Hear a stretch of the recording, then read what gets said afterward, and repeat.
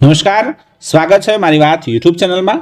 આપણે વાત કરીશું પોષણ સંગમ એપ્લિકેશનની અંદર ફેબ્રુઆરી માસની ડેટા એન્ટ્રી છે કરવાની છે.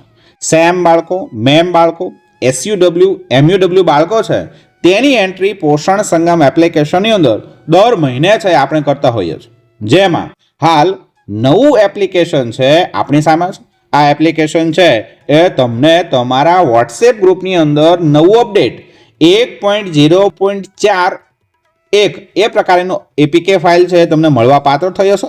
આ એપીકે ફાઇલ છે તમારે ડાઉનલોડ કરવાની છે અને તમારા ફોનની અંદર ઇન્સ્ટોલ કરી દેવાની છે. સાથે તમારી પાસે જે જૂનું એપ્લિકેશન વર્ઝન છે પોષણ સંગમનું એ અનઇન્સ્ટોલ કરવાનું છે અને તમને જે એપીકે ફાઇલ ગ્રુપમાં આપવામાં આવી છે એ તમારે ઇન્સ્ટોલ કરી દેવાની છે. ઇન્સ્ટોલ કરી દીધા પછી આપણે આપણા યુઝરનેમ અને પાસવર્ડથી લોગિન કરવાનું છે અને એન્ટ્રી પૂર્ણ કરવાની છે. જેમ કે અહીંયા આપણે જોઈએ પોષણ સંગમ એપ્લિકેશન છે એ ઓપન કર્યું છે. ડેશબોર્ડ ઉપર આપણે અહીંયા ક્લિક આપીએ છીએ.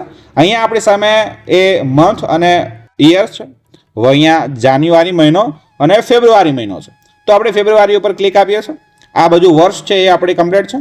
આ કેન્દ્ર ઉપર ઇઝેએફનું બાળક છે એ જોવા મળે છે. જેમ કે કુલ બાળકો જે છે એ 3 છે. એની સામે ઇજીએફના જે બાળકો છે એ 2 બતાવે છે. એ 2 બાળકો કયા છે એ નીચેથી જોઈ શકાય. જેમ કે અહીં 2 બાળકો એમયુડબલ્યુ કેટેગરીના છે. સેમ આગળ જાઓ સીમેમ કાર્યક્રમ અંતર્ગત 6 થી 5 વર્ષના જે બાળકો છે એ કુલ 2 છે. એની સામે અહીંયા આપણે બાળકો છે સેમ બાળકો છે મેમ બાળકો છે એ 0 જોઈ શકાય છે. અહીંયા વધુ જુઓ એના પર તમે ક્લિક આપો છો તો વધારે ડિટેલની અંદર તમે જોઈ શકો છો કે એ બાળક અહીંયા અવેલેબલ છે કે કેમ. યસ, આ પ્રકારે છે.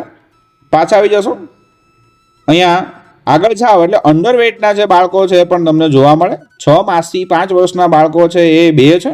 એમાં અંડરવેટ અને સેમ એસયુડબલ્યુ એમયુડબલ્યુ બાળકો છે એક પણ જોવા મળતું નથી. ઓકે, હવે અહીંયા એન્ટ્રી કરવા માટે તમારે અહીં બ્લુ કલરનું નિશાન છે એના પર ક્લિક આપી દેવાનું છે. એ જે બાળક છે એના પર ક્લિક આપી દેવાનું છે. નોંધણી ઉપર ક્લિક આપી દેવાનું છે. એટલે અહીંયા તમે જોશો તો તમારી સામે આ બાળકો છે એ આવી જશે. આ બાળકો એ છે કે જે તમારે ત્યાં નોંધાયા છે સેમ કેટેગરીમાં મેમ કેટેગરીમાં એ બાળકો અહીંયા આપણને જોવા મળે છે. એસયુડબલ્યુ બાળકો એમયુડબલ્યુ બાળકો પણ ત્યાંથી તમને જોવા મળવા પાત્ર થશે. યસ, અહીંયા કોઈ ભાઈ એક નામ છે એના પર આપણે ક્લિક આપી દઈશું. એના પર ક્લિક આપ્યા પછી બંને પગે સોજા છે એ આપણે કરવાનું છે. આ એન્ટ્રી આપણે દર મહિને કરતા હોઈએ છીએ, આપ સૌ વાકેફ છો. પણ ફેબ્રુઆરી માસની અંદર નવું એપ્લિકેશન આપણી સામે છે અને એ એપ્લિકેશનની અંદર આ મુજબની કામગીરી તમે નથી કરી તો આજે જ પૂર્ણ કરી દેશો. જેમ કે અહીંયા ઇજીએફનું બાળક છે, બંને પગે સોજા છે, એના ઉપર આપણે ક્લિક આપી દઈશું. શું બાળકને સોજા છે? હા દેખાડો છો તો તમે એ કયા પ્રકારના સોજા છે તમારે દેખાડવું પડશે. માઇલ્ડ એડીમાં છે, મધ્યમ એડીમાં છે કે ગ્રોસ એડીમાં છે એ તમારે અહીંયા દેખાડવું પડશે. જેમ કે આખા શરીરમાં એને સોજા હોય તો એ ગ્રોસ એડીમાં છે. સાથળ અને હાથ સુધીનો સોજા હોય તો એ મધ્યમ એડીમાં છે અને બંને પગના સોજા હોય તો એ માઇલ્ડ એડીમાં છે. જો હોય તો હા પાડવાની છે, આગળ વધવાનું છે. જેમ કે આ બાળકને એ કોઈ પણ પ્રકારના સોજા નથી. આગળ વધો પર આપણે ક્લિક આપી દઈશું.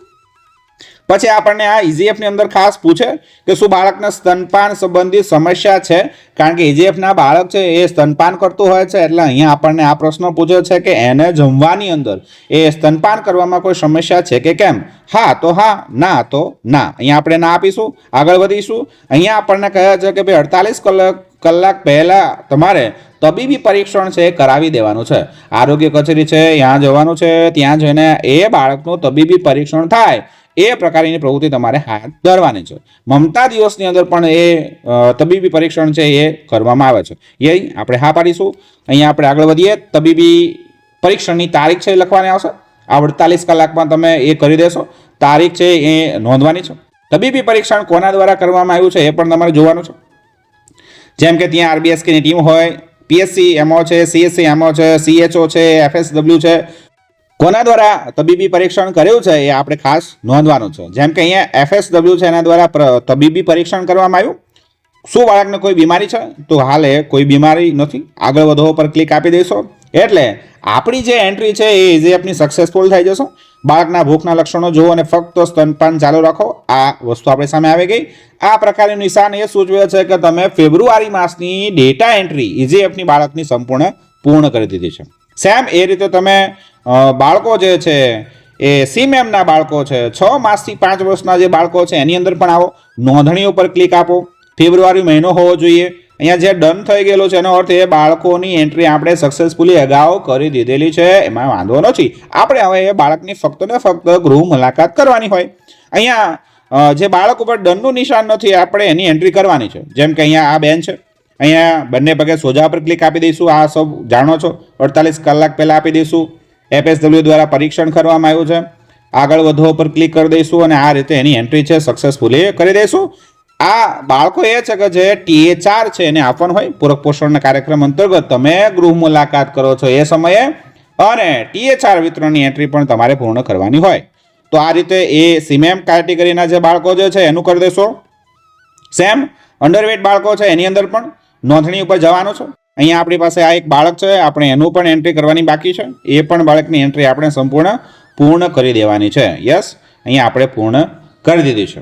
તો આ રીતે તમે તમારે ત્યાં જે બાળકો જે છે ફેબ્રુઆરી માસની અંદર સેમ કેટેગરીના છે, મેમ કેટેગરીના છે, SUW MUW કેટેગરીના નવા બાળકો હોય એ બાળકોની તમારે ડેટા એન્ટ્રી કરવાની હોય છે.